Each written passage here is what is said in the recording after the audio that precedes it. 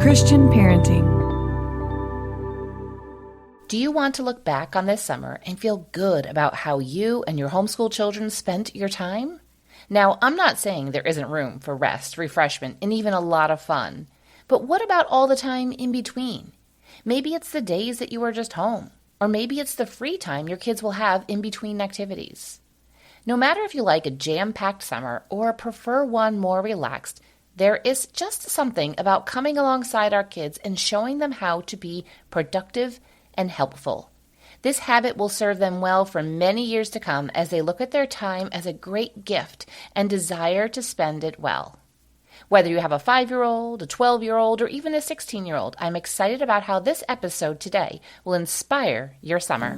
Welcome to Little by Little Homeschool Podcast. I am Leigh Nguyen, a mom who just graduated her final homeschool this past weekend.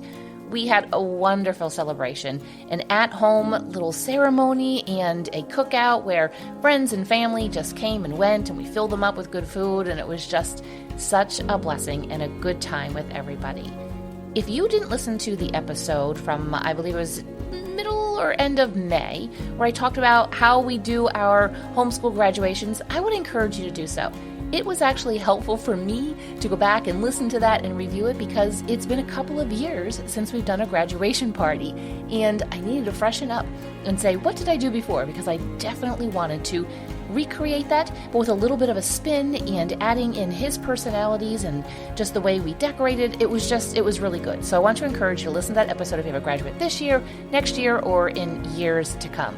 But today, let's talk a little bit more about my summer hack to keep your homeschool kids productive and helpful. I learned this the hard way, but that's how God works, is we have maybe a tough summer, and then we say, you know what? We don't want to repeat that. What can I do to make our summers better? And these are the things that I implemented when my kids were young, and we continue with them all the way through the high school years.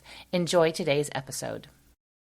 I have a sneaking suspicion that you are very similar to me and think like this as well, but I wanted to look back on the summer when it was done and we started our new homeschool year. I wanted to look back on that and feel really good about how we spent our time. Do you feel like that too? Is that a wish? Is that a desire that you have? I think it's a really commendable thing. Who wants to look back on a couple of months and say, we totally wasted the summer? Now, this doesn't mean that your summer has to be a certain way in order for it to feel good. There's going to be seasons in life where you're just say, we need this to be a slow summer. And there's going to be seasons where you're like, we can go and we can hit all of the fun water parks and we can hit all of these play dates and all of these activities because you're just in a season where that's going to work for you. But I want you to look back on the summer that you are now entering and say, that was a really good summer. We spent our time really well. And so today, I'm going to talk about my summer hack for helping my homeschool kids to stay productive and helpful. And I don't think there's anything wrong with that, with having that desire and wish for your kids for this summer so that you can look back and say, I spent my time well, they spent their time well. And when we homeschool, there is no need to cram every single moment full of creating memories when you are homeschooling. The summer is just a time that maybe is a little bit different than it is during the school year, whether you homeschool year-round or not. I know a lot of homeschoolers that do year-round take things a little bit differently over the summer, and we'll kind of get a little bit into that as well. But there is no countdown to when school starts, and we have to get all of this done before that, because homeschooling and your life and creating memories and being together is just, it's just a part of all of it. And so you don't have to fall into that pattern, into that trap of feeling like you have to cram so much into every week, every day of this summer. And as I look back through all of the years, so my oldest is 21 now, and so the years of homeschooling would have been, 14 summers so far. Every summer was different because the kids were different. I was different. And also for my family, the summers might have been different because we have lived in a couple of different homes. We lived in 2 different states. And so, yeah, sometimes the summer did look different because we were living in a new place. But just the feel of the summer and the way that our family interacted was just different. And I did find, though, that these hacks, there's actually 4 things that I'm going to tell you today that falls under this one big summer hack. And I found that it was important, really, basically, to keep at that. This was like the foundation. And I found also that it wasn't something that is just appropriate for kids that are little or maybe middle age or older. It was something that really grew with my kids. So it was very much situated and pointed towards them when they were little and appropriate for their age. And as they got older, it just changed. So today I'm going to tell you those 4 things that comprised basically our every week. It was the foundation for our week. It wasn't things that had to happen every single day. Most of them did happen every single day, as long as we didn't have other things going on and as long as maybe we were on vacation. But I really tried to spend more slow days at home, or at least to have some days that we were just home and then maybe combine all the running around on other days. I did do an episode, I believe it was last summer, possibly the other summer before that. And it's all about just kind of how to set up some days. And so I will drop that link in the show notes. So if you're curious about some other episodes about getting your mind right and finding routines and that kind of stuff for the summer, I will leave those resources for you. But now let's get into those 4 areas that comprised my big summer hack.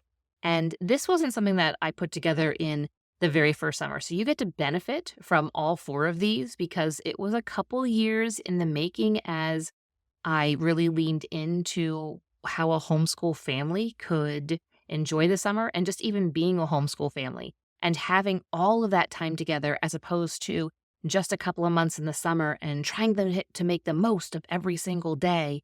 I was like, no, we can actually find a rhythm, find a routine. And so these were the foundation for pretty much every single day and at least the days that we were at home, which in some years was a lot of days because, to be honest, it was just easier. So the first thing was coming up with a summer project for my kids. Now, this was done on an individual basis. And how I came up with this was I just found, especially for my boys, especially for my older son, who at that time was probably maybe 7, 8, I just was like, he needs something to occupy his time because when his time was more occupied, he got into less trouble. He wasn't finding other ways to occupy his time that I did not prefer for him to do. And so his brother was a few years younger and probably just kind of followed along and followed suit with it and wasn't really necessarily the ringleader. So I found a book at a homeschool convention and it was called something like Mini Weapons or something. And basically, I was like, okay, this could actually be something for me to do. So a lot of like the weapons and things were like you would use like toothpicks or straws. There was marshmallows, rubber bands, tape, all kinds of like little things. And so he would create a catapult maybe. I don't even remember all of the different things. But I found this book and I was like, this would be fun to do. And I was going to hold it off for the homeschool year. And I was like, no, I think I'm going to have him do this. So he had and this again, this depends upon each child.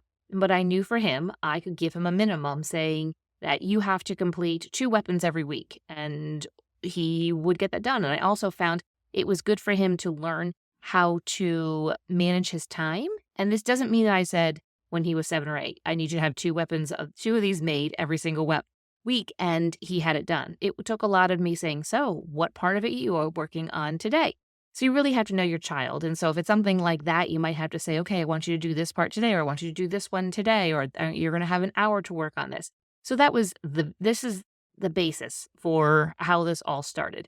And then I began to come up with projects for my other 2 to do as well. And so every summer for so many years, I would come up with some type of summer project. There was one year where I had that same child. There's just a couple that really stick out in my mind, but another one that really sticks out in my mind is when I had him build a doghouse.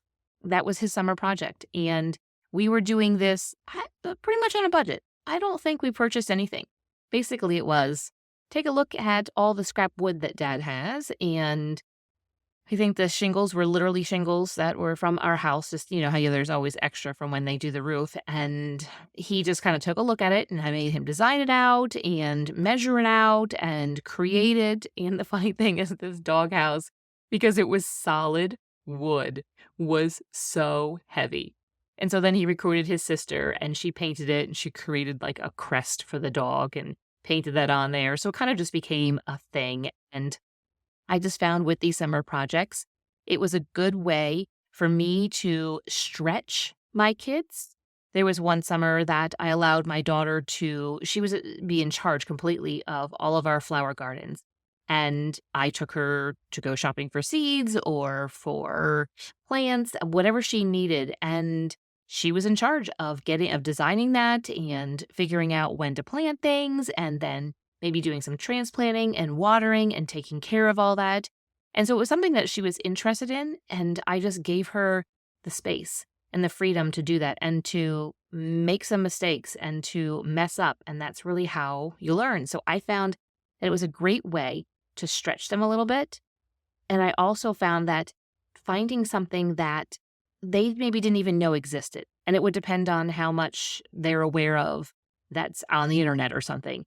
And my kids were, when they were younger, really pretty sheltered. And so they didn't even know maybe a possibility existed. And I would give them that project. They're like, oh, wow, I didn't even know that such a thing even could happen. And I just think that it's neat to really think about our kids and reflect and study them and say, I think that this would be a really good summer project for them to do.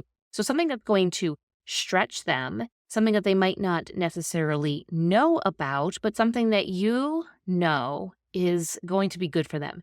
They might not necessarily in the beginning of the summer think that this is a good project, but my hope is that by the end of the summer, they start to see that. And maybe they don't.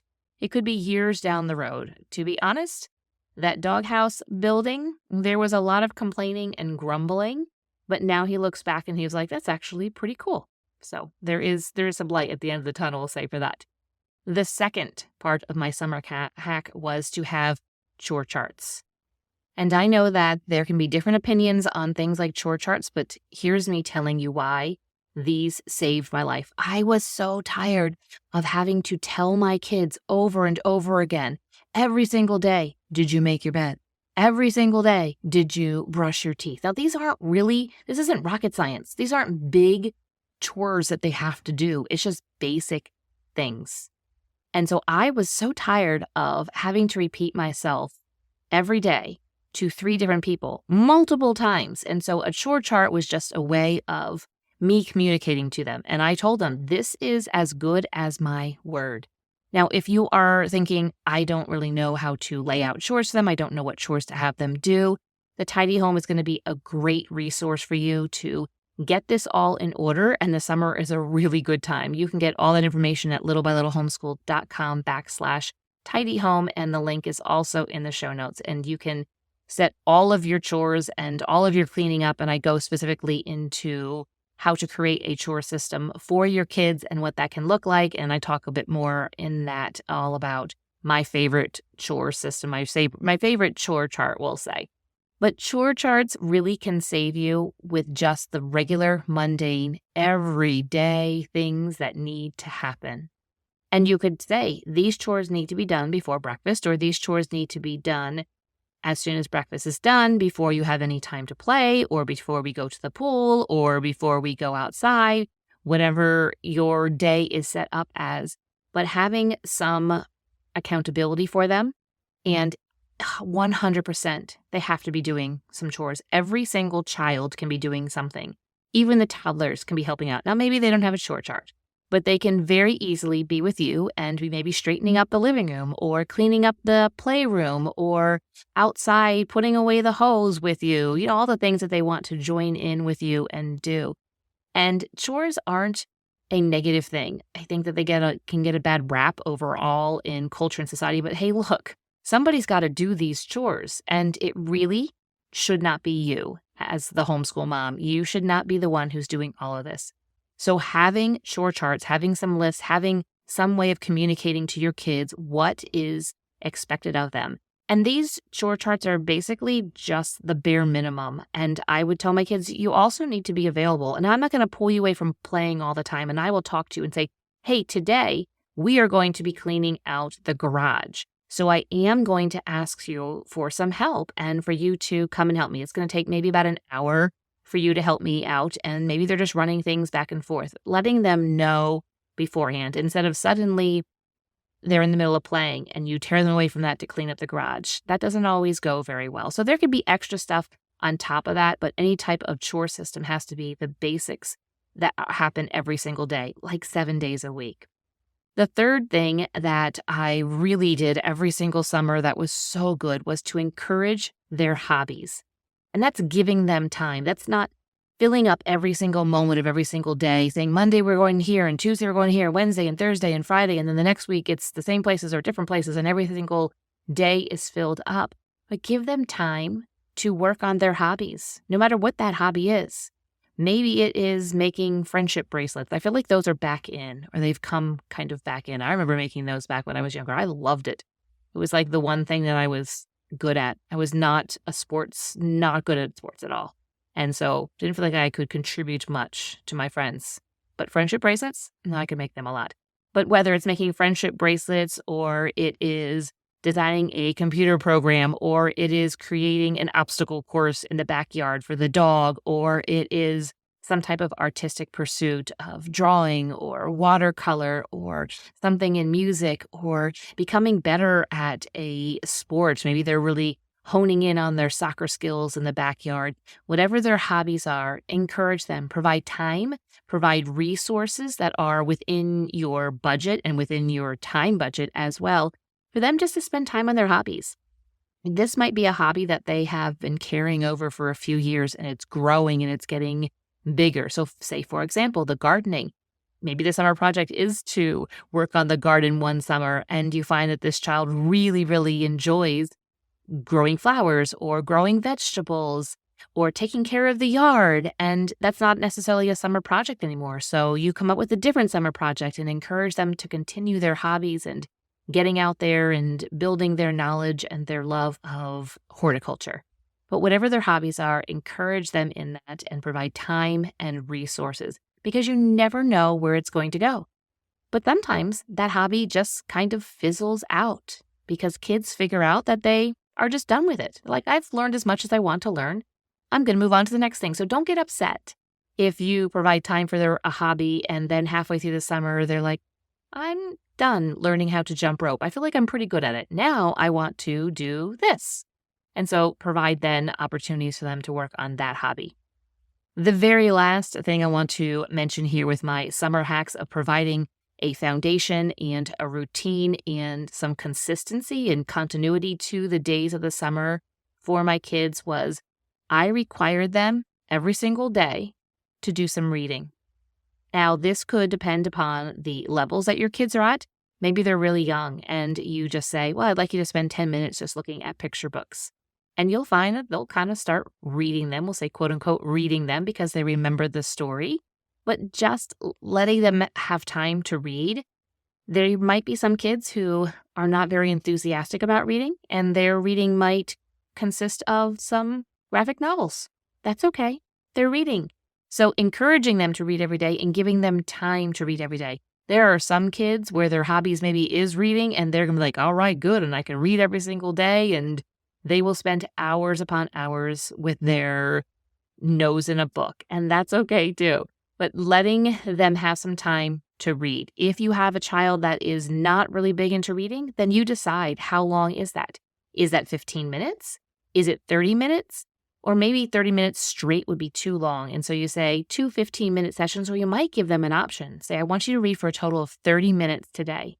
You can do that 30 minutes all at one time, or you can do that 30 minutes, split it up, 15 minutes in the morning, 15 minutes in the evening, but some reading every single day. And maybe you have a young child at home who does not read yet. You can also encourage then the older children to read to the younger children, and that can count as their reading time. Now, attached to that reading time was also math. And I have mentioned over and over again how important it is to give them that foundation of learning how to read well, but also having their math facts really solid. And so the summer can be a great time to focus in and hone in on that and to get really solid with their math facts. But I had a minimum of 4 to 5 days a week for maybe 15 minutes each of those days that I would have them work on math. This wasn't any type of new skills. There were no lessons involved. It was completely review. The math curriculum that we used in the back of the workbook had homework, I guess, basically. It was supposed to be, they were supposed to do it afterwards. I'm not really quite sure. It was for homeschool. I don't know. I guess it was just supposed to be additional. But I didn't have them do that during the homeschool year. We would then do those afterwards. So during the summer, they would just go through, spend about 15 minutes. There was maybe 10 problems, and it was good to go. And so I would do a quick check on it and just make sure things are correct, because we don't want kids to be walking around thinking that long division goes a certain way and they actually had the process a little bit wrong. So just having that math, and I found that it gave them a good, solid way of keeping up with their math facts. There wasn't the loss of remembering different math facts. And so it just kind of kept them a little bit more sharp. So the last one is requiring reading every day and then doing some type of math 4 to 5 days a week. Now, you might have a child that absolutely loves math and they might say, I want to spend a lot more time on doing math. You might even have a child that wants to continue doing their math curriculum and doing lessons. If that is your child, do not say no to them. Let them go ahead and do that. You might have a mathematician on your hands. I hope that this summer hack that's comprised of 4 different areas that I really focused on having my kids spend time on is helpful for you. It was so helpful for me, and I'm so glad that it took me those couple of summers to refine this and to figure out what was going to pour life into us and what was going to help us to have a productive summer, what was going to help my kids to be helpful around the house, what was going to be helpful for them as well. I found that giving them opportunities to stretch themselves with a summer project and giving them opportunities to contribute to the family through chore charts, giving them opportunities to spend time on what their own interests, what their own hobbies are, and then also making sure that they didn't lose any ground with their reading and with their math was just, it was priceless, really. And it helped to give that foundation. And I see now how it didn't allow my kids to just kind of become lazy over the summer. Yes, we had some lazy days and we had some times of great refreshment and relaxation and excitement all mixed into one. But it was really good just to show them that it's okay to continue to be working towards good things even during the summer, even if it looks like nobody else is or everybody else is all partying or laying around doing nothing. I don't know what everybody else is doing, but I knew what we were doing, and this is what we were doing over the summer. Friend, if you enjoy this podcast, one way that you can really bless me and help out the podcast and help this to be heard by more moms is obviously you can share it with your own friends. But if you leave a review, it really helps the algorithm kind of push up this podcast a bit more. So when somebody searches for homeschool, they can go ahead and see it because it'll be there. And it's just a great way to let others know what you appreciate and enjoy about Little My Little Homeschool podcast. Friend, thank you for sticking around here to the end, and thank you so much for leaving that review.